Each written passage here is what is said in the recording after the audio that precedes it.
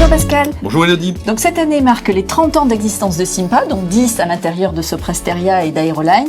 Donc on s'est dit que c'était l'occasion de faire une rétrospective rapide avec toi, sans faire de nostalgie. Donc ici, on a rassemblé d'anciennes brochures de Simpa, garantie d'époque. Tout à fait Elodie, je reconnais bien les débuts de Simpa en mode start-up, la phase de croissance au sein d'Airbus, la création à Paris, un mouvement vers Toulouse en 1998, et puis ensuite la création de différentes agences régionales en France, à Bordeaux, à Marseille, et ensuite on ouvre l'Angleterre et l'Espagne.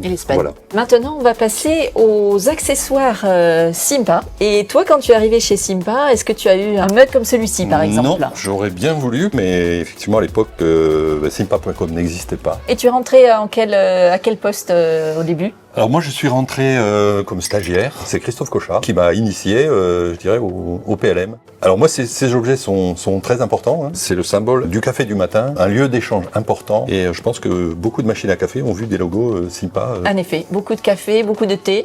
Absolument. Donc on va aller pouvoir aborder notre prochain stand. Voilà, comme vous l'avez dit, hein, on est sur le cœur d'activité de Simpa, le PLM. Donc effectivement l'avion, ça caractérise, je dirais, nos 20 premières années, hein, où on était la filiale PLM d'Airbus. Et effectivement, quand on a commencé à travailler sur de la diversification, on s'est tourné sur le naval. Alors justement, Pascal, cette diversification, en quoi la transition dans Soprasteria et Aeroline nous a ouvert des portes? Quand on a quitté Airbus, nous étions 800, on faisait 80 millions de chiffre d'affaires.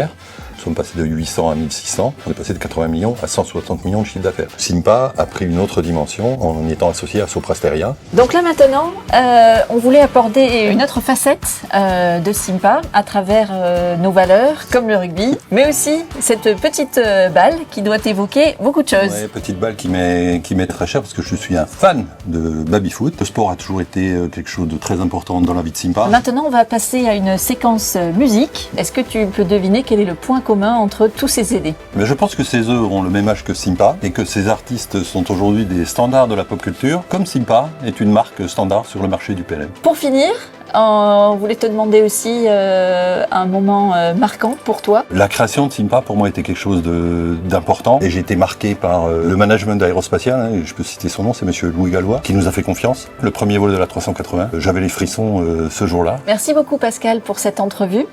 On en profite pour souhaiter un très bon anniversaire à Simpa. Et j'en profite pour remercier l'ensemble des collaboratrices et des collaborateurs et je souhaite une longue vie à Simpa.